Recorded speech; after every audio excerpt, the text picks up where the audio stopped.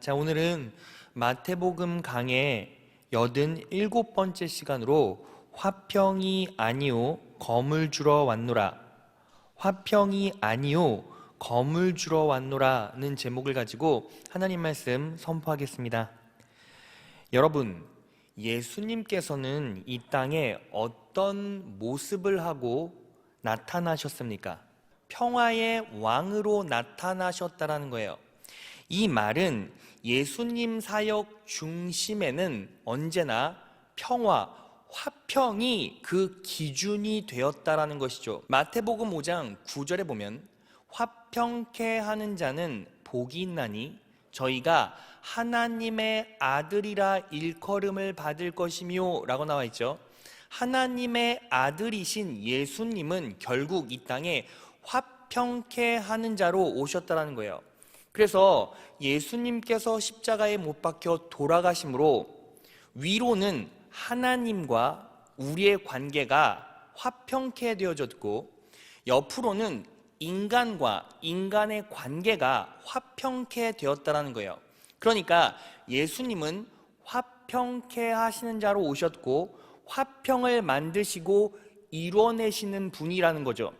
그런데 오늘 본문 말씀을 보면 다소 충격적인 말이 나와요. 예수님께서 이 땅에 오신 목적이 화평을 주러 온 것이 아니래요. 화평이 아니고 검을 주러 왔대요. 여러분, 이게 무슨 뜻이겠습니까? 결국 이 말은 무슨 뜻이냐면 예수님이 지향하시는 화평과 세상이 기대하는 화평이 다르다는 거죠. 그렇다면 예수님의 화평과 세상의 화평의 차이를 알아야겠죠. 예수님의 화평은 평안함, 마음의 안락과 쉼이에요. 그런데 세상의 화평은 편안함, 육체의 안락과 쉼이라는 것이죠. 여러분, 이 세상 사람들을 가만히 관찰해 보세요. 왜 일합니까? 왜 눈물 콧물 다 쏟아내면서 땀을 흘립니까? 왜 이렇게 노력합니까? 이유는 하나죠. 내 육신이 편안해지기를 원하는 거예요. 그런데 예수님의 평안은, 예수님의 화평은 육체의 편안함이 아니라는 거예요. 세상의 화평에 속지 말아야 한다는 것이죠. 여러분, 우리는 왜 영혼의, 마음의 화평을 먼저 추구해야 합니까? 여러분, 결국 하나님의 축복은 영혼의 화평으로부터 시작돼서 바깥으로 흘러나가기 때문이에요. 여러분, 만약에 우리가 영혼의 화평 없이 육체의 편안함만 추구한다면 잠깐 편안할 수 있을지도 모르지만 결국 우리의 마음은 점점 더 썩어져 가고, 그리고 그 썩어진 영혼이 육체에 영향을 끼칠 거예요.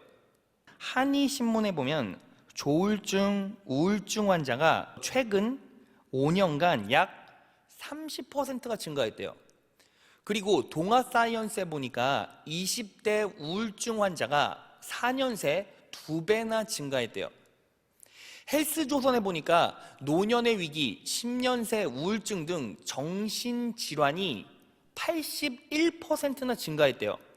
국민일보 보니까 노년기 우울증 가볍다고 방치하다간 6년 내 치매 위험이 3배나 증가한대요.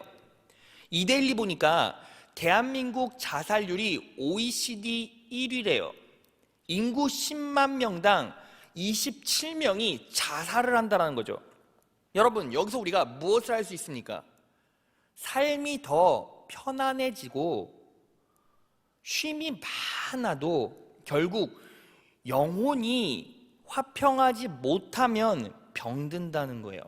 육체의 편안함보다 영혼의 평안이 중요하다는 거예요. 그래서 오늘 본문 말씀을 보면 예수님께서 이렇게 말씀하시죠. 34절을 다시 보면 이렇게 나와 있어요. 내가 세상에 화평을 주러 온 줄로 생각지 말라. 화평이 아니요 검을 주러 왔노라. 이 말은 결국 무슨 뜻입니까?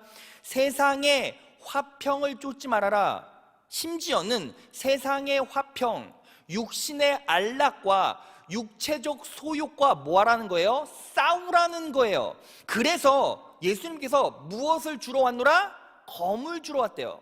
병행구절 누가복음 12장 51절을 보겠습니다. 내가 세상에 화평을 주려고 온 줄로 아느냐? 내가 너희에게 이르노니 아니라 도리어 분쟁케 하려 함이로라. 결국 예수님의 의도가 무슨 뜻입니까? 세상은 육체적인 편안함을 위해서 인생을 전부 다 쏟아붓고 있다. 그러니까 너희는 뭐 하라고요? 검들고 분쟁하라고요. 싸워내라고요. 그래서 세상에 지지 말고 말씀을 통해 예수님의 화평을 누리라는 거예요. 그러면 이 화평을 소유하기 위해서 우리는 어떻게 싸워야 합니까? 어떤 진리를 붙잡고 싸워야 할까요? 오늘은 두 가지만 살펴볼 거예요. 자, 첫째, 인간 관계보다 하나님과의 관계가 더 중요하다는 거예요. 복음이 피보다 진하다라는 것이죠. 자, 오늘 본문 말씀 마태복음 10장 35에서 37절을 보면 이렇게 나와 있어요.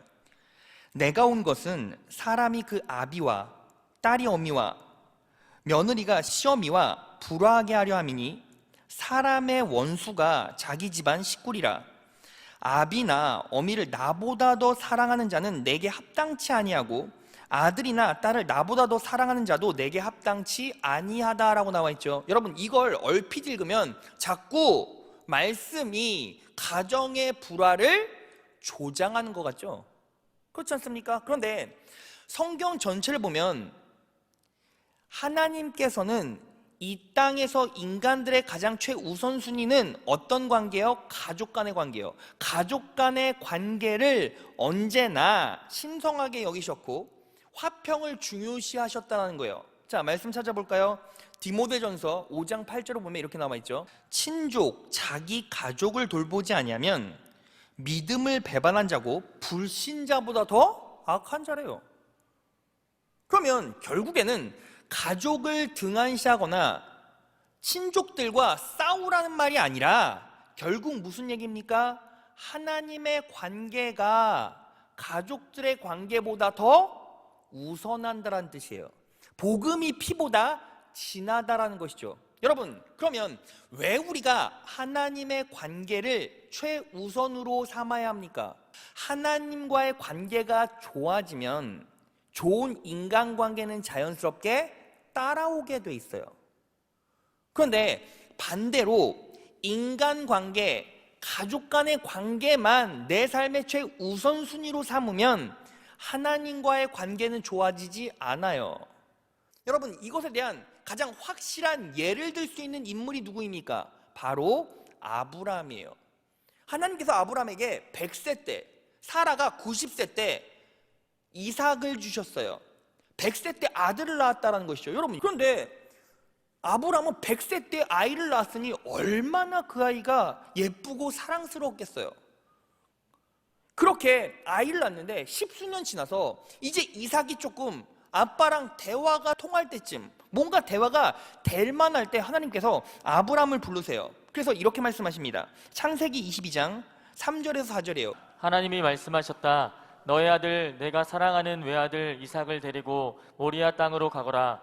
내가 너에게 일러주는 산에서 그를 번제물로 바쳐라. 하나님께서 어떤 명령을 하셨습니까? 이삭을 번제물로 바치래요. 여러분, 번제물을 어떻게 바치는지 아십니까? 칼로 목을 찔러요. 제물의 목을 찌르면 피가 솟구쳐 나오고 피가 흘러나가겠죠. 그럼 피를 쭉 다 뺀 다음에 뼈와 살을 분리시키는 거예요. 그래서 뼈는 버리고 그 살을 토막내요. 그래서 제단에 올려놓고 태워서 연기를 올려드리는 게 바로 번제예요. 그러면 여러분, 하나님께서 아브라함에게 무엇을 요구하신 겁니까? 100세 때 낳은 독자 이삭의 목에 칼을 들이대고 찔러서 피를 낸 후에 죽인 후에 뼈와 살을 바르고 살을 조각내서 번제단에 올리고 불 태우라는 거예요. 너무 잔인하지 않습니까? 너무하다 싶은 생각이 들죠. 그런데 놀라운 사실이 뭔지 아십니까? 아브라함의 반응을 한번 보세요. 4절, 아브라함이 다음날 아침에 일찍 일어나서 나귀의 등에 안장을 얹었다. 그는 두 종과 아들 이삭에게도 길을 떠날 준비를 시켰다. 번제에 쓸 장작을 다 쪼개어 가지고서 그는 하나님이 그에게 말씀하신 그곳으로 길을 떠났다. 여러분, 이 메시지, 이 말씀을 보면 아브라함은 어떤 대꾸도 하지 않아요. 하나님을 설득하려는 시도조차 하지 않아요. 여러분, 아브라함이 하나님을 두려워해서 그랬겠습니까? 할 말이 없어서 그랬겠어요? 설득력이 없었습니까? 당연히 그렇지 않아요. 이 창세기 22장 앞을 보면, 이 사건 앞을 보면 18장에 이런 일이 있어요. 하나님께서 소돔과 고모라가 타락해서 멸망시키려고 합니다. 그때 아브라함이 하나님께 나와서 하나님, 소돔과 고모라를 살려주세요. 의인 50명만 있으면 살려주실 겁니까? 의인 45명은요? 의인 40명은요? 30명은요? 20명은요? 10명은요? 6번을 하나님께 간구하고 하나님을 설득했어요. 그때 하나님께서는 전부 다 설득당해 주셨죠. 아브라함의 말에 동의해 주셨다는 거예요. 아브라함이 할 말이 없고 설득하지 못해서 하나님께 말 없이 순종한 게 아니에요. 아브라함이 어떤 직감을 했습니까? 아, 이 시험은 하나님이냐 아들이냐, 하나님이냐 혈육이냐, 이걸 증명해내는 시험이구나 라는 걸 본인도 분명히 알았을 거예요. 근데 실제로 결과는 모르죠. 정말 죽여야 될 수도 있으니까. 그럼에도 불구하고 아브라함은 뭐 했어요? 이삭이 아니라 하나님을 택했다고요. 그렇게 하나님과의 관계를 내 혈연 관계보다 더 중요시했어요. 그때 하나님께서 어떻게 아브라함에게 놀랍게 역사하십니까? 창세기 22장 16에서 18절을 보면 이렇게 나와 있죠. 말하였다. 주님은 말씀이다. 내가 친히 맹세한다. 내가 이렇게 너희 아들까지, 너희 외아들까지 아끼지 않았으니 내가 반드시 너에게 큰 복을 주며, 이삭은 결코 죽지 않았어요. 그리고 어떤 놀라운 일이 벌어졌습니까? 맨 처음 아브라함에게 큰 복이 임했어요. 그리고 나서 너희 자손이 크게 불어나서 하늘의 별처럼 바닷가의 모래처럼 많아지게 하겠다. 너희 자손은 원수의 성을 차지할 것이다. 18절. 내가 나에게 복종하였으니 세상 모든 민족이 내 자손의 덕을 입어서 복을 받게 될 것이다. 맨 먼저 아브라함에게 복이 임했고, 또 그 복이 누구에게 임해요? 세상 모든 민족이 내 자손의 덕을 입어서 복을 받게 될 거래요. 세상 모든 민족이 내 자손의 덕을 입어서 복을 받게 될 거래요. 이 말은 무슨 뜻입니까? 자손에게 이미 복이 임했다라는 것이고, 그 자손들을 통해서 다른 세상 민족들이 복을 받았대요. 이 말은 결국 아브라함의 자손들과 다른 민족의 관계가 복을 주고받는 관계가 되었다는 거예요. 관계가 개선되었다는 것이죠. 이것을 통해서 우리가 무엇을 알 수 있습니까? 하나님과의 관계에 집중하면 나도 복받고, 내 가정도 복받고, 내 가정과 연결된 다른 사람도 놀라운 축복을 소유할 수 있다는 거예요. 결국 하나님과의 관계만 성공시키면, 하나님과의 관계만 회복되면 나도, 자손도, 내 영혼도, 범사도 잘 된다는 거예요. 그래서 요한 3서 1장 2절을 보겠습니다. 사랑하는 자여, 내 영혼이 잘됨 같이 내가 범사에 잘되고 강건하기를 내가 간구하노라. 내가 간구하노라, 내가 간구하노라 라는 말은 현대인의 성경에 보면 기도합니다 라는 뜻이네요. 그래서 사랑하는 자여, 내 영혼이 잘됨 같이 내가 범사에 잘되고 강건하기를 내가 기도합니다 라는 뜻이에요. 내 영혼이 잘되고 내가 범사에 잘되고 강건하기 위해서 가장 필요한 것, 내가 기도합니다. 기도는 무엇입니까? 하나님과의 관계 형성이죠.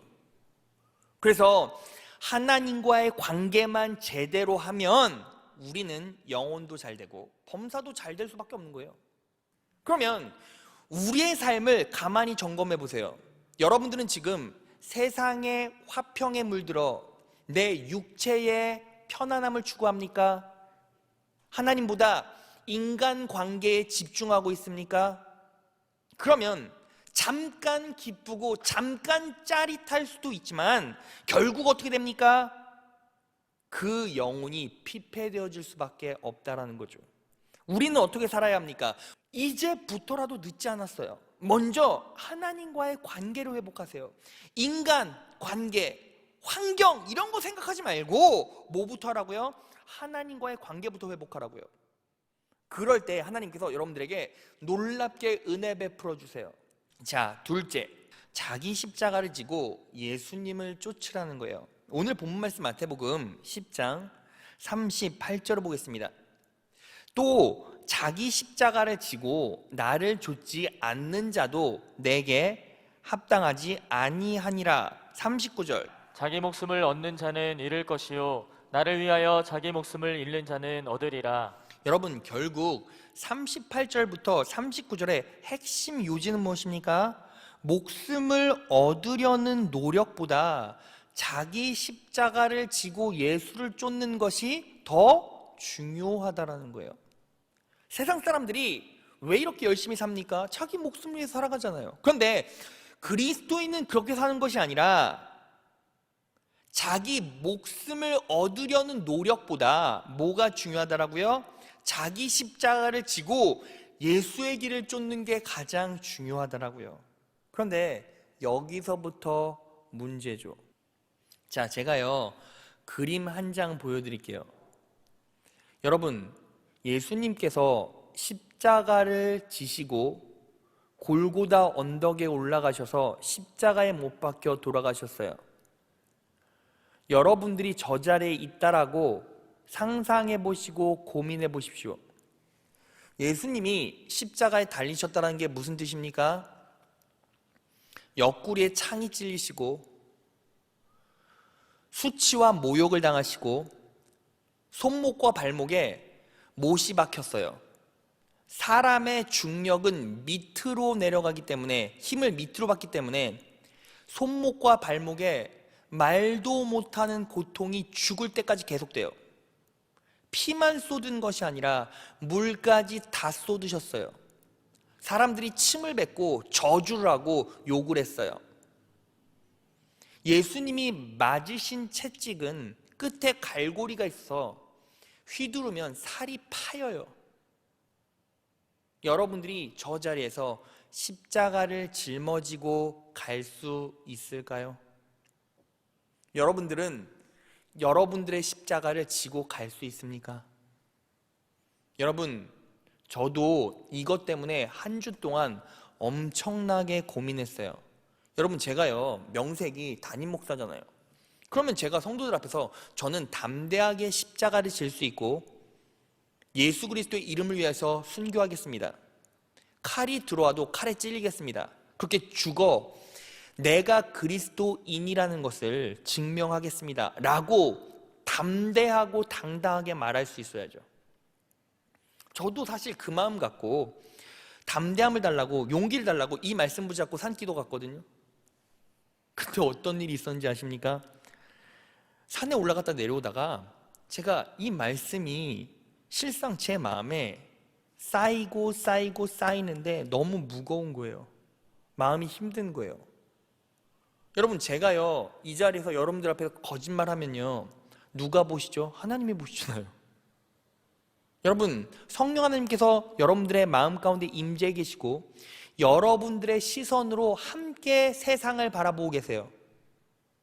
그런데 거짓말하면, 내가 죄 지으면 하나님께서 다 보신다는 거죠. 사실 제가요 담임 목사라는 이유 하나만으로 이 자리에서 여러분들에게 저는 깔끔하게 순교할 수 있습니다, 제 십자가 질 수 있습니다 라고 말하면 저도 거짓말쟁이가 되는 거죠.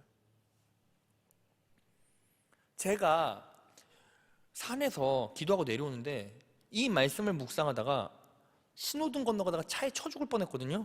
이 말씀을 묵상하고 그냥 계속 묵상하고 가는데 신호등을 못 본 거예요.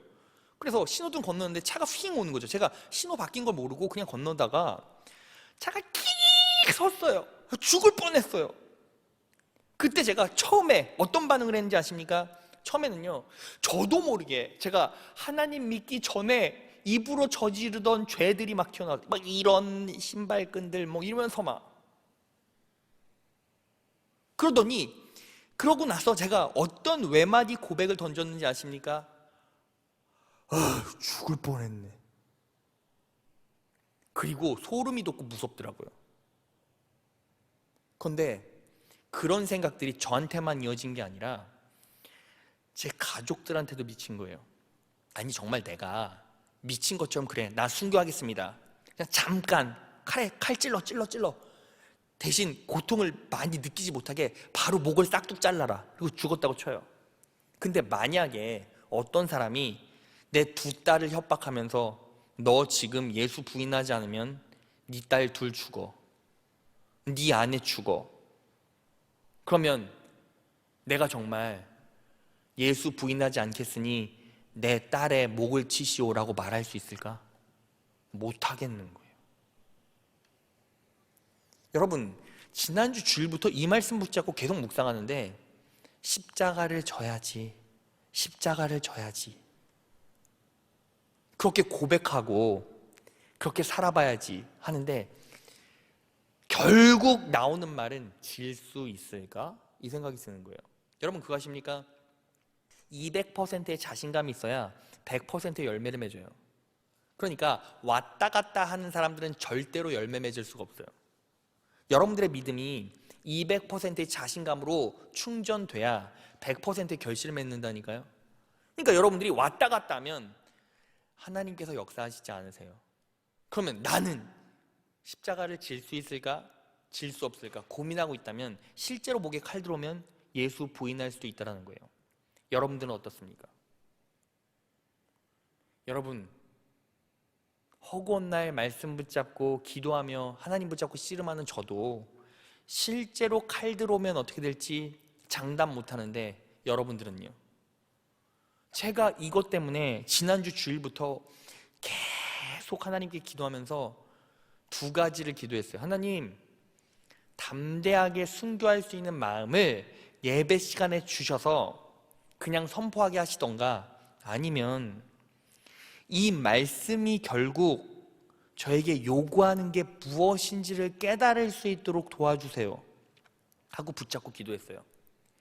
월요일이 지나고 화요일이 지나고 수요일이 지나고 아무리 기도해도 응답이 안 돼요. 심지어는 크리스마스 날 예배 다 마치고 집에 가서 딴 거 열일 제쳐놓고 또 산에 올라가서 기도했어요. 답을 얻지 못하면 오늘 이 강단에서 설교하지 않으리라, 아니 설교 주제를 바꾸리라. 그리고 하나님께 기도했어요. 1시간이 지나고 2시간이 지났어요. 답답함은 몰려오고 답은 안 나와. 뭔가 믿음은 채워지는 것 같은데 순교할 수 있는 능력도 되는 것 같지가 않아. 그렇게 해가 뉘엿뉘엿 저무는데 갑자기 화가 나고 짜증나고 답답한데 그냥 눈물이 그렁그렁 나와요. 나는 도대체 왜 이러고 있는가? 왜 나는 예수 그리스도의 이름 때문에 죽지 못하는가? 그리고 자리를 툭툭 털고 일어나서 가려고 하는데 정말 신기한 일이 나무 끝에, 나뭇잎에 뭐가 허연 게 하나가 붙어 있는 거예요. 정말 신기해서 자세히 쳐다봤어요. 그게 무엇인지 아십니까? 자, 그림 보여주세요. 저게 뭔지 아십니까? 달팽이에요. 달팽이. 여러분, 제가요 달팽이를 봤는데 그 순간 소름이 돋았어요. 하나님의 응답임을 확신할 수가 있었어요. 왠지 아십니까? 처음에 툭툭 털고 일어날 땐 달팽이가 보니까 너무 귀엽더라고요. 그래서 제가요 더듬이도 한번 살짝 건드려보고 등에 짊어진 집도 한번 건드려봤어요. 그래서 제가 달팽이를 탁탁탁탁 건드리려고 하는데 여러분 그거 아십니까? 달팽이는요 가만히 있지 않고 어디를 가요. 목표가 있어요. 목적지가 있어. 그런데 느릴 뿐이야. 근데 제가요 탁 달팽이를 건드리는 순간 달팽이가 어디로 쏙 들어갔는지 아십니까? 바로 집으로 들어가는 거예요. 근데 여러분, 제가 하나 물어볼까요? 달팽이의 삶 가운데 자기 자신에게 가장 무거운 짐이 무엇일까요? 달팽이 집이죠. 달팽이 집을 온 몸으로 바치고 살아가요. 근데 놀라운 사실은 세상에 이것보다 더 무거운 짐이 없을 것 같은데 외부의 공격이 딱 들어오니까 달팽이가 어디로 숨어? 집으로 숨어요. 제가 지금 이 달팽이를 보고 예수 그리스도의 십자가의 구속의 은혜를 깨달은 거예요. 여러분, 이 달팽이가 느끼는 무게는 진짜예요. 여러분들의 십자가를 짊어진다면 그 무게도 진짜예요. 하지만 여러분들의 삶에서 그리스도인이기 때문에 겪는 고통과 핍박을 내 온몸으로 받아내기로 작정하고 이 십자가의 길을 걷기로 작정하면 세상에 공격이 왔을 때, 세상에 외압이 왔을 때, 세상이 여러분들을 흔들고 여러분들을 찌를 때 여러분들은 어디 뒤에 숨을 수 있어요? 십자가 뒤에 숨을 수 있어요. 여러분들이 십자가를 짊어지고 간다는 건 단순히 그 십자가의 무게를 견디라는 게 아니에요. 하나님의 은혜, 십자가의 구속의 은혜를 등에 업고 가고 있는 거라는 거죠. 그래서 여러분들이 나는 예수 부인하지 않겠습니다. 가정에서도 직장에서도 성도의 정체성을 가지고 그리스도인으로서 당당하게 내 길을 가겠습니다 라고 고백하고 그 짐을 짊어지는 자들은 결국 그 무게 진짜죠. 그 고통 진짜죠. 그런데 그 고통이 고통으로 끝나지 않아요. 여러분들에게는 숨을 곳이 생겼고 피난처가 생겼고 성령 하나님께서 여러분들 삶 가운데 온전히 역사하신다는 사실을 온 몸과 마음으로 체감하게 된다는 거예요. 누구처럼? 달팽이처럼. 제가 그 달팽이 걸어오는 거 보고 내 인생도 저렇게 느릿느릿 걸어가겠네. 그래도 방향은 잡혔고 걸어가.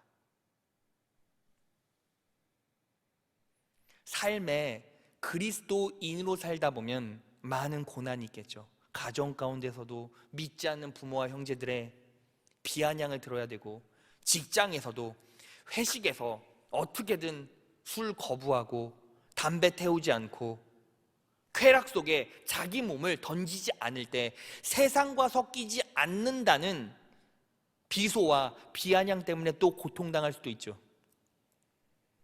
지금 교회에 떳떳하게 올 수 있는 성도가 몇 명이나 있겠습니까? 그런 핍박 속에서도 성령님, 나는 십자가를 지겠습니다. 나는 예수 그리스도를 부인하지 않겠습니다. 그렇게 말할 각오가 돼 있고 그렇게 시작할 수만 있다면 내 삶에 고난이 와도, 내 삶에 역경이 와도 하나님 뒤에 숨을 수 있어요. 십자가의 구속의 은혜, 십자가의 뒤에 숨을 수 있게 된다고요. 짐지고 가는 자가 아니라 등에 업는 자가 된다는 거예요. 여러분, 이렇게 자기 사명을 초인적인 능력으로 감당한 사도가 누구죠? 바울이에요. 바울은 어떤 고통을 당했습니까? 고린도후서 11장 23에서 27절 말씀입니다. 그들이 그리스도의 일꾼입니까? 나를 정신병자로 보겠지만 나는 더욱 그렇습니다. 나는 그들보다 더 많이 수고하였으며 여러 번 갇혔고 매도 수없이 맞았으며 죽을 고비도 여러 번 겪었습니다.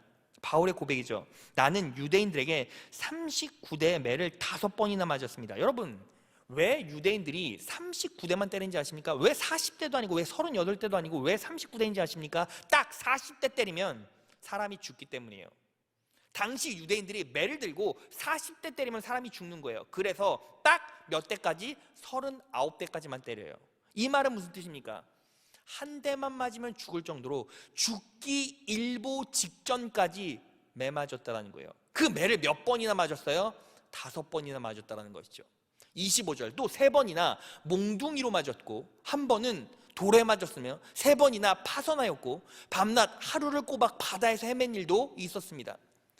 나는 여러 번 여행하면서 강의 위험과 강도의 위험과 동족의 위험과 이방인들의 위험과 도시의 위험과 광야의 위험과 바다의 위험과 거짓 신자들의 위험을 당했습니다. 그냥 다 위험이었다는 거예요. 가는 곳마다 동족들이 위협하고 협박하고 정죄하고 핍박하고 이방인들도 똑같고 도시든 광야든 사람이 있던 곳이든 아니든 육지든 바다든 계속 위험을 당했다는 거예요. 또 수고하고 애쓰며 뜬 눈으로 밤을 지새운 적도 여러 번 있었고 얼마나 두렵고 힘들었으면 뜬 눈으로 밤을 지새웠겠습니까? 줄이고 배고프고 목마르며 수없이 굶고 추위에 떨며 헐벗기도 했대요. 바울은 이런 고통을 겪었어요. 이런 아픔을 겪었어요. 그런데 어떻게 이겨낼 수 있었냐는 것이죠. 바울은 이러한 고통을 극복한 이유를 하나로 얘기하고 있죠. 고린도서 15장 10절이에요. 그러나 내가 나 된 것은 하나님의 은혜로 된 것이니 내게 주신 그의 은혜가 헛되지 아니하여 내가 모든 사도보다 더 많이 수고하였으나 내가 한 것이 아니요 오직 나와 함께 하신 하나님의 은혜로라. 오직 나와 함께 하신 하나님의 은혜래요. 오직 나와 함께 하신 하나님의 은혜래요. 그러면 그 은혜의 실체는 무엇이고 그 은혜를 어떻게 내 삶 가운데 가두어 놓을 수 있었겠습니까? 고린도서 13장 4절.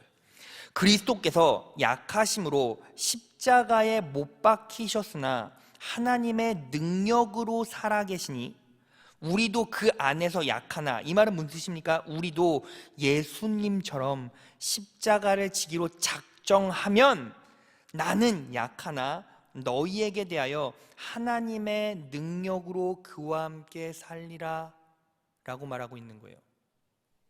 여러분, 하나님의 은혜는 어떨 때 우리 인생 가운데 임하게 됩니까? 우리는 연약해요. 우리는 할 수 없어요. 그래도 예수 부인하지 않고 십자가를 지기로 작정하면 하나님께서 동행해 주시고, 어떻게 역사하셨습니까? 어떤 시련과 환난 가운데서도 하나님께서 도와주셔서 품어주시고 이기게 하셔서 합력하여 선을 이루게 하신다는 거예요. 자, 말씀 정리해 볼까요? 여러분, 오늘 본문 말씀에 화평이 아니요 검을 주러 왔노라, 이 얘기는 무슨 뜻입니까? 육체의 편안함을 쫓지 말라는 거예요. 세상이 말하는 거짓 화평에 속아 넘어가지 말라는 거예요. 결국 세상의 화평, 세상의 편안함은 우리에게 잠깐의 욕망을 관철시키게 만들어주지만 결국 내 영혼은 피폐되게 되고 또 절망하게 되고 또 바닥을 경험하게 될 수밖에 없어요. 그래서 우리는 어떻게 합니까? 예수님의 화평을 소유해야 된다는 거예요. 어떻게 소유할 수 있죠? 싸워야죠. 분쟁해야죠. 검을 들어야죠. 그러면 어떻게 이 싸움에서 승리할 수 있습니까? 영적 지침 2가지. 먼저 하나님과의 관계를 온전히 회복하라는 거예요. 여러분, 2020년이 다 갔습니다. 여러분들의 예배를 점검해 봅시다. 어땠습니까? 하나님과의 관계를 점검해 봅시다. 어땠습니까? 예수 그리스도의 은혜로 모든 어려움을 극복했습니까? 아니면 세상 사람들과 똑같은 고통을 맛볼 때 세상 사람들과 똑같이 두려워하고 세상 사람들과 똑같이 어려워하고 세상 사람들과 똑같이 불평하고 부정적이고 비판적이고 냉소적으로 반응했습니까? 여러분, 이제 한 주만 있으면 새해가 밝아와요. 뭐 해야 합니까? 하나님과의 관계를 제대로 맺어나가라는 거예요. 그리고 어떻게 합니까? 자기 십자가를 지고 쫓으십시오. 여러분들의 삶에서 그리스도인이기에 겪을 수밖에 없는 아픔과 고됨을 피하지 말고 맞부딪혀 이겨내라는 거예요. 여러분, 어쩌면 오늘 코로나 3단계가 또 격상될 수도 있죠. 그러면 다음 주는 저 혼자 이 자리에 있겠네요. 마음이 아픕니다. 제가 잘 해낼 수 있을까? 라는 의구심도 듭니다. 그런데 피하지는 않겠습니다. 제게 맡겨진 사역 십자가가 천석이 넘는 이 예배당 안에 단 한 명의 성도가 없어도 하나님의 은혜로운 말씀 전하는 게 이게 제 십자가라면 달게 받고 기쁘게 걸어가겠습니다. 여러분도 이 코로나가 끝날 때까지 그렇게 견디십시오. 그렇게 걸어가십시오. 그렇게 묵묵하게 그리스도인으로서 변질되지 마시고, 그리스도인으로서 무너지지 마시고, 그리스도인으로서 믿음 흔들리지 마시고, 육체의 소욕 때문에 변질되거나 오염되지 마시고, 나 때문에 돌아가신 그 예수 그리스도의 십자가를 바라보십시오. 하나님께서 여러분들의 인생 가운데 놀랍게 역사해 주시고 은혜 베풀어 주실 것입니다. 하나님께서 여러분들을 지켜주실 것입니다. 하나님께서 여러분들을 보호해 주실 것입니다. 하나님의 놀라운 은혜가 여러분들의 인생 가운데 임할 것이며, 여러분들을 통해서 예수 그리스도의 복음은 더욱더 빛날 것입니다. 그렇게 이 어려운 상황 잘 극복하고 이겨내셔서 예수 그리스도의 평안으로 승리해 나가는 여러분 되시기를 진심으로 축원합니다.